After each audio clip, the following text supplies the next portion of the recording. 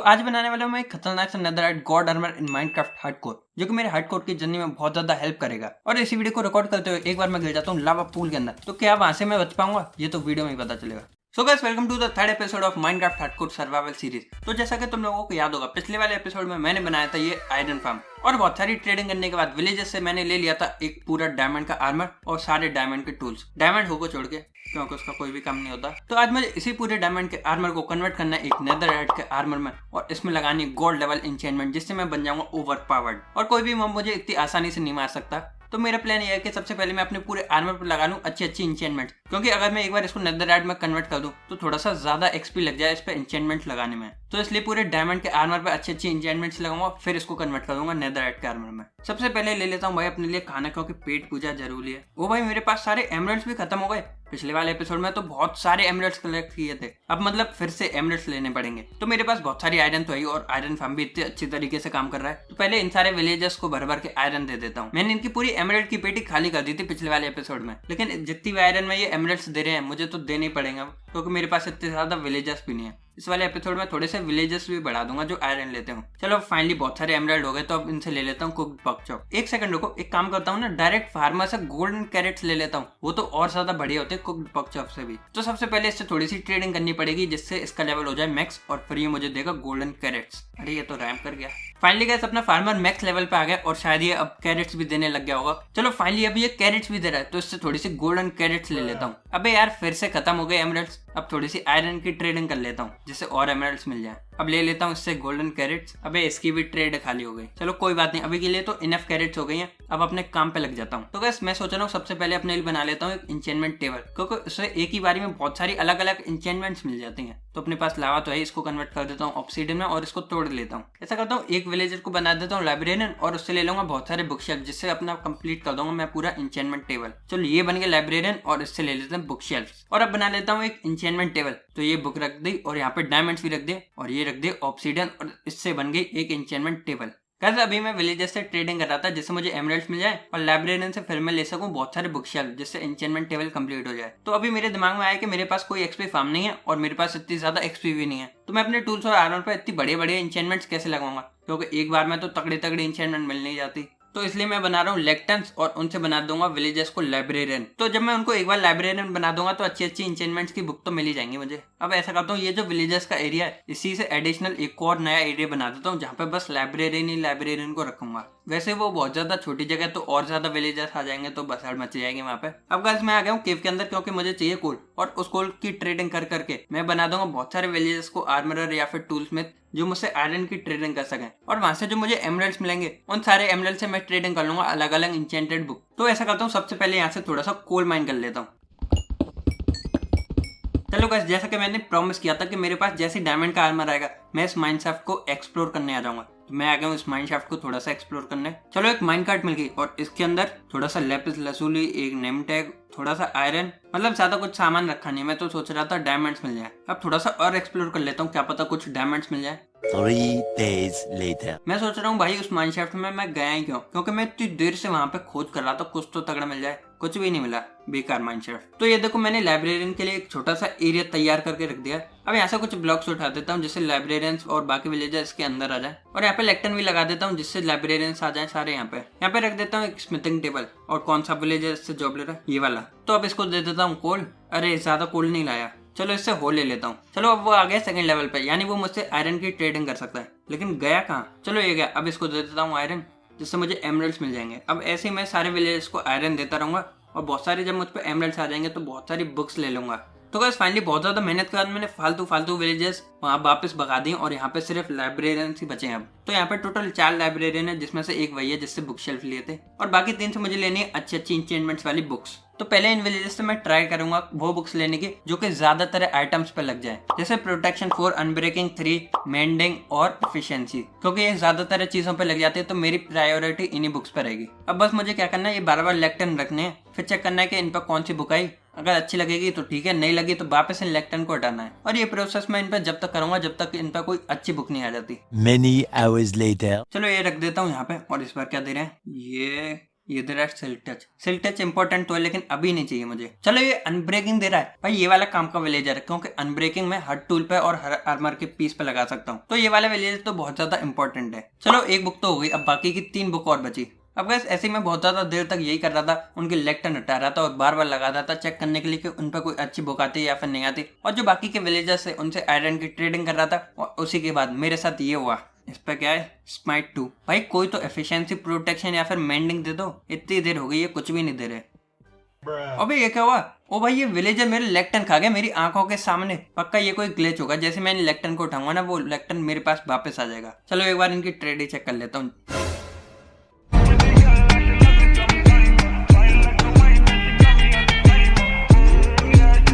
ओ भाई साहब mending finally. Gas मैं तो ग्लिच के चलते हुए लेक्टन को उठाने वाला था, वो तो अच्छा हुआ उठाने से पहले मैंने एक बार ट्रेड चेक कर ली। मेंडिंग है इसके पास, तो जल्दी से इसकी ट्रेड फिक्स कर देता हूँ वरना इसने बुक बदल दी तो बहुत ज्यादा नुकसान हो जाएगा। और देखो लेक्टन भी मेरे पास वापस आ गया। अब मेंडिंग और अनब्रेकिंग पर टिक लग गया है, अब बची प्रोटेक्शन और एफिशिएंसी। जल्दी से बस वो बुक्स और आ जाए क्योंकि मैं इसको करते करते एकदम पक गया हूँ। बस यही तोड़ना और वापस लगाना और तो भी ये अच्छी अच्छी बुक्स नहीं देते। गैस अभी आ गया हूँ अपने आयरन फार्म पे क्योंकि मैं सोच रहा था वहां पे इतनी देर से लाइब्रेरियन की ट्रेड चेंज कर रहा हूँ तो आयरन फार्म पे AFK भी हो गया होगा। ऊपर वाली चेस्ट में तो वैसे भी ज्यादा आयरन कलेक्ट नहीं होती लेकिन तो भी बहुत आयरन भरी हुई है। और बीच वाली चेस्ट तो हमेशा की तरह खाली है और नीचे वाली चेस्ट के अंदर चलो भाई बहुत ज्यादा आयरन आ गई नीचे वाली चेस्ट में, तो सारे आयरन ले लेता हूँ और फिर से उन्हीं विलेजर्स को आयरन दे दूंगा, एमराल्ड्स ले लूंगा। अब इन विलेजर्स से कर लेता हूँ आयरन की ट्रेडिंग। और वैसे मैं सोच रहा हूँ भाई इनको आयरन देख के कब तक मैं एमराल्ड्स लेता रहूंगा, तो ना मैं एक एमराल्ड का फार्म बना लूँ। और गैस तुम लोग क्या सोचते हो मुझे इस वर्ल्ड में कौन से फार्म्स बनाने चाहिए जो कि मेरे लिए बहुत ज्यादा हेल्पफुल हो? कमेंट सेक्शन में बता देना, मैं वही वाले फार्म्स बना दूंगा जो कि मेरी सीरीज एकदम सिंपल बना दे। और अब वीडियो को तुम यहाँ तक देख रहे हो ना और तुमने लाइक नहीं किया तो जल्दी से लाइक कर दो वरना पाप पड़ेगा। और वीडियो को लाइक है मैं 10,000 लाइक, तो जल्दी से जल्दी कंप्लीट करा देना। गैस मैंने इन दोनों विलेजर्स को यहाँ पे बंद कर दिया क्योंकि ये मुझे इतनी देर से कोई भी ढंग की इंचेंटेड बुक ही नहीं दे रहे। ये मुझे इतना ज्यादा परेशान करते हैं ना, अब मैं इनको परेशान कर रहा हूँ और जब तक ये मुझे बुक नहीं देंगे तब तक मैं इन दोनों को छोड़ने नहीं वाला। तो देखता हूँ कब तक ये बुक नहीं देंगे। अब तो भाई जल्दी से जल्दी अच्छी से अच्छी बुक निकलेगी। फाइनली गैस बहुत ज्यादा अपना दिमाग खराब करने के बाद मैंने सारे लाइब्रेरियंस को वो बुक दिलवा दी है जो मैं उनसे चाहता था। जैसे इस वाले पे मेंडिंग और इस वाले पे अनब्रेकिंग 3 और एक पे है प्रोटेक्शन और इस वाले पे एफिशिएंसी 3। मैं तो बहुत ज्यादा चाहता था कि मुझे मिल जाए एफिशिएंसी 4 या फिर 5, लेकिन बहुत ट्राई करने के बाद भी मुझे एफिशिएंसी 4-5 मिली नहीं, तो एफिशिएंसी 3 से ये भी काम चलाना पड़ेगा। तो 2-4 बुक एक्स्ट्रा ले लेंगे जिनको मर्ज करके एफिशिएंसी 5 हो जाए। और अभी के लिए मेरे पास यही सारी बुक्स हैं। अभी उन लाइब्रेरियन से इतनी सारी बुक्स लेने के लिए मुझे चाहिए बहुत सारे एमराल्ड्स। तो अभी मैं ट्रेडिंग कर लेता हूँ आयरन की जिससे मुझे मिल जाए काफी सारे एमराल्ड्स और फिर एक एक करके सारी बुक्स ले लूंगा मैं और अपने टूल्स और आर्मर पे लगा दूंगा। और ऐसा करता हूँ एक और पिकेक्स ले लेता हूँ जिससे मुझ पे होगी एक पिकेक्स फॉर्च्यून 3 की और एक होगी सिल्क टच की। अब गैस मैंने बहुत ज्यादा हिसाब लगाया और तब मुझे पता चला कि मुझे चाहिए टोटल 9 अनब्रेकिंग की बुक्स, 9 मेंडिंग की बुक्स, 4 प्रोटेक्शन और एफिशिएंसी के टोटल मुझे चाहिए 12 बुक्स जिससे मैं बना पाऊंगा 3 एफिशिएंसी 5 की बुक्स।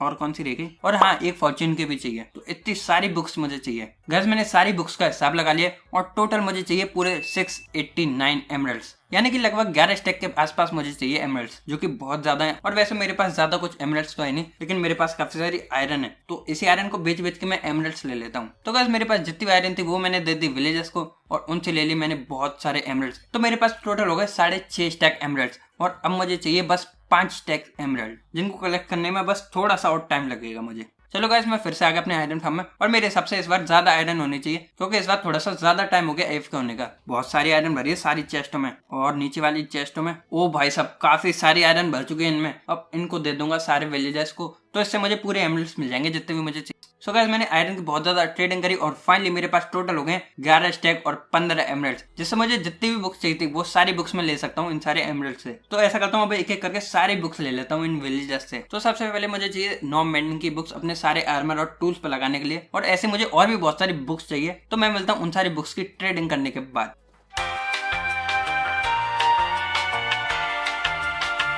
सो गाइस मैंने इन विलेजर्स से बहुत ज्यादा ट्रेडिंग करी और फाइनली मुझ पे हो गई एक एक वो बुक जो मुझे चाहिए थी। अब जस्ट मुझे अपने आर्मर और टूल्स पे ये बुक्स लगानी है। तो सबसे पहले अपने आर्मर पे लगा लेता हूँ क्योंकि आर्मर ज्यादा इंपॉर्टेंट है। अपने आप को प्रोटेक्ट करने के लिए। बस फाइनली मैंने अपने पूरे आर्मर को इंचेंट कर लिया और अब मैं एकदम प्रोटेक्ट हो चुका हूँ बाकी सारे ज़ॉम्बी वगैरह से, जिनसे मैं बहुत ज्यादा डर रहा था भाई। केव में जाने से भी मुझे डर लग रहा था। अब एकदम आराम से किसी भी केव में जाऊंगा और सारे ज़ॉम्बीज को मार के आऊंगा। और अब अपनी पिकेक्स पे भी लगा लेता हूँ इंचेंटमेंट। तो सबसे पहले लगा लेता हूँ फॉर्च्यून 3, सबसे पहले लगा लेता हूँ क्योंकि वो थोड़ी सी ज्यादा काम आती है। अबे यार मेरा पूरा एक्सपी भी खत्म हो गया, बस एक एक्सपी रह गया है। अभी तो मेरे पास कोई एक्सपी फार्म भी नहीं है, शायद मुझे कोई एक्सपी फार्म भी बनाना पड़ेगा। अभी मुझे एक बात याद आई कि मैं विलेजर्स से अगर ट्रेड करूं तो भी तो मुझे एक्सपी मिलेगा। तो ऐसा करता हूँ इन सबसे ट्रेडिंग करता हूँ भर भर के, जिससे मुझे एक्सपी मिल जाए। अभी गाइस जो पुरानी वाली माइनक्राफ्ट थी मैं आया था उसको थोड़ा सा एक्सप्लोर करने। मैंने सोचा था कोई केव स्पाइडर स्पॉनर मिल जाए यहाँ पे, जिससे मैं एक्सपी फार्म बना लूंगा। तो यहाँ पे ये वाला मुझे स्पॉनर मिल गया, तो मैं इससे एक अच्छा खासा फार्म बना सकता हूँ जिससे एक्सपी मिल जाएगा। लेकिन उससे पहले थोड़ा सा माइनक्राफ्ट को एक्सप्लोर कर लेता हूँ। चलो एक माइन कार्ट मिल गई और इसके अंदर क्या रखा है, एक गोल्डन एप्पल अपने काम आएगा, इसको ले लेता हूँ। चलो एक और कार्ट मिल गई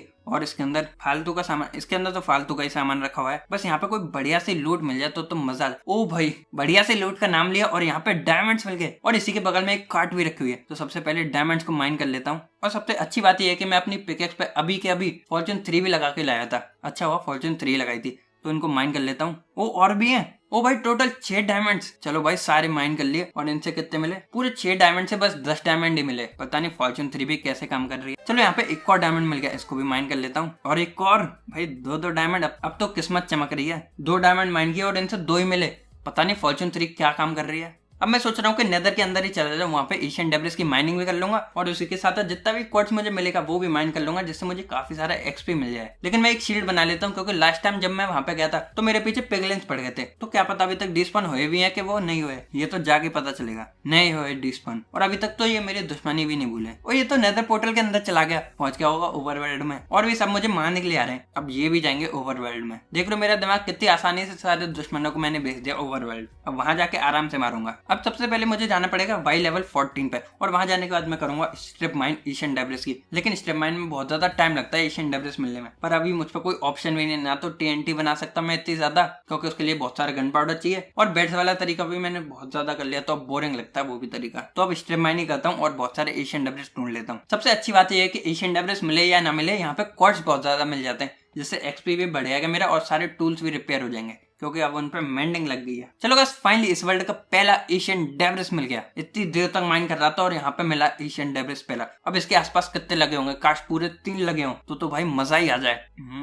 कहाँ गए, कम से कम एक और मिल जाए भाई। अबे यार बस अकेला यही पता नहीं छुप के बैठा हुआ था यहाँ पे। इसके साथ 1-2 और मिल जाता तो बढ़िया रहता। चलो कोई बात नहीं, अब स्टार्टिंग तो हो गई एशियन डेब्रिस मिलने की। तो अपना पहला एशियन डेब्रिस मिल चुका है। अब सारे टूल्स और आर्मर को नेदरराइट में कन्वर्ट करने के लिए 35 और चाहिए। यार मैं स्ट्रीमलाइन करने के लिए जिस जगह पे गया था वो हर जगह से लावा पूल से घिरी हुई थी और वहां पे तो हर जगह पे से लावा गिरता जा रहा था। तो मैं वापस आ गया हूँ बस एक ही एशियन डेब्रिस लेने के बाद। अब मैं सोच रहा हूँ किसी दूसरी जगह पे जाऊँ एशियन डेब्रिस माइन करने के लिए। क्या पता दूसरी जगह अच्छे लेवल के एशियन डेब्रिस। चलो मुझे जितनी भी एक्सपी क्वार्ट्ज माइन करने के बाद मिली थी उससे थोड़ी सी एन्चेंटमेंट्स लगा लेता हूँ अपने टूल्स वगैरह पे। अब गाइस मैं आ गया हूँ एक दूसरी जगह पे नेदर पोर्टल से बहुत दूर एशियन डेब्रिस माइन करने के लिए और आसपास लावा पूल्स भी नहीं है। तो ओ भाई चलो एशियन डेब्रिस मिल गई बात करते करते। और ये वाली तो प्लीज 3 हो। अबे यार ये भी अकेली एशियन डेब्रिस है भाई, 2-2 3-3 तो मिला करें कम से कम, कितनी बार एक मिलेगी। अब बस जल्दी से सारी एशियन डेब्रिस मिल जाए और मेरा पूरा आर्मर नेदरराइट में कन्वर्ट हो जाए। अपना नेदरराइट का आर्मर देखना चाहता हूँ बस मैं इस वर्ल्ड में। चलो फाइनली एक और एशियन डेब्रिस मिल गई और ये भी अकेली है। पता नहीं इसके जोड़ीदार कहाँ पे घूमते रहते हैं, अकेली एशियन डेब्रिस मिलती आ रही है। एक और एशियन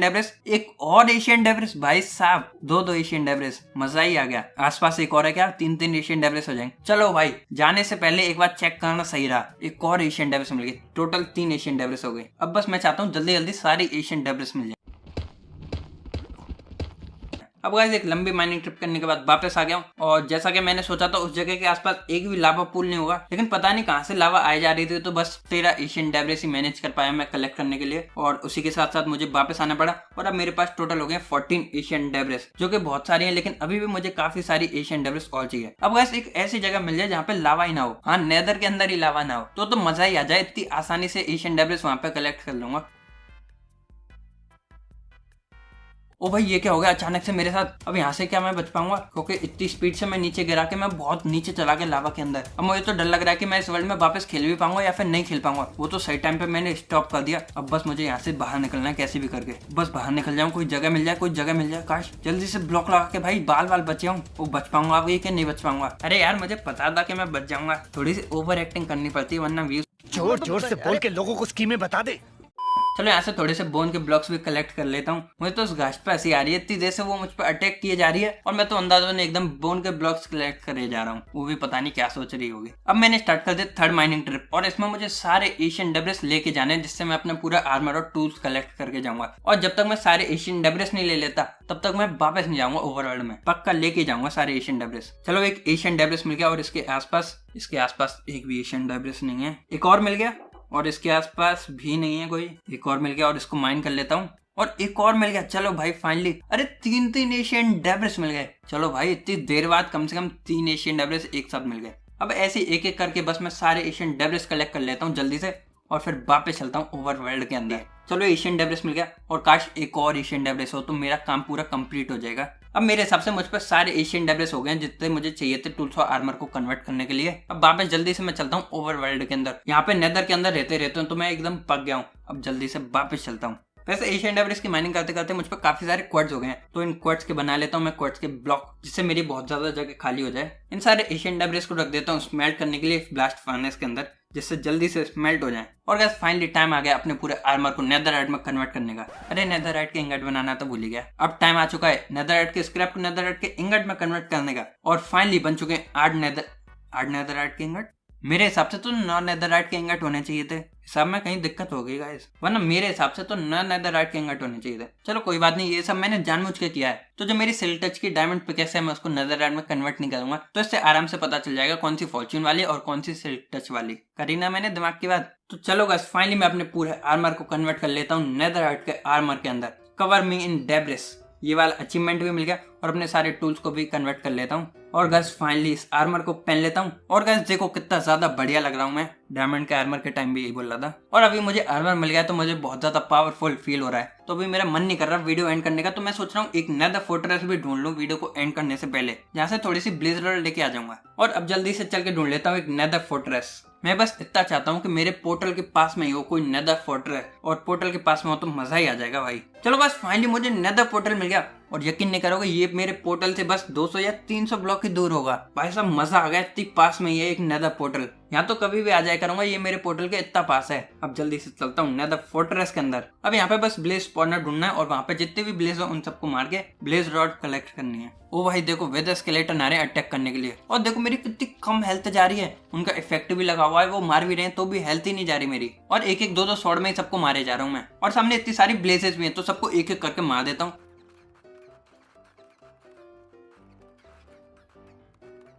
मैं इतनी देर से भाई इन लोगों को मारे जा रहा हूँ लेकिन ये खत्म होने का नाम ही नहीं ले रहे। लेकिन मुझे जितनी भी ब्लेज रॉड चाहिए थी मुझे मिल गई। टोटल मुझे 9 ब्लेज रॉड मिल गई, इससे ज्यादा मुझे वैसे चाहिए भी नहीं। तो अब फाइनली टाइम आ गया वापस जाने का अपने ओवरवर्ल्ड में। और गाइस फाइनली मेरे पास हो चुका है अपना पूरा नेदरराइट का आर्मर, वो भी अच्छी इंचेंटमेंट के साथ, वो भी बस 3rd एपिसोड में ही। तो सोचो भाई आगे क्या ही धमाल मचने वाला है। और हाँ गाइस अगर वीडियो को अभी तक देखा है और लाइक नहीं किया तो जल्दी से लाइक कर दो और सब्सक्राइब वाली बटन भी दबा देना। सो या गाइस मिलते हैं अगली वीडियो में, जब तक के लिए गुड बाय।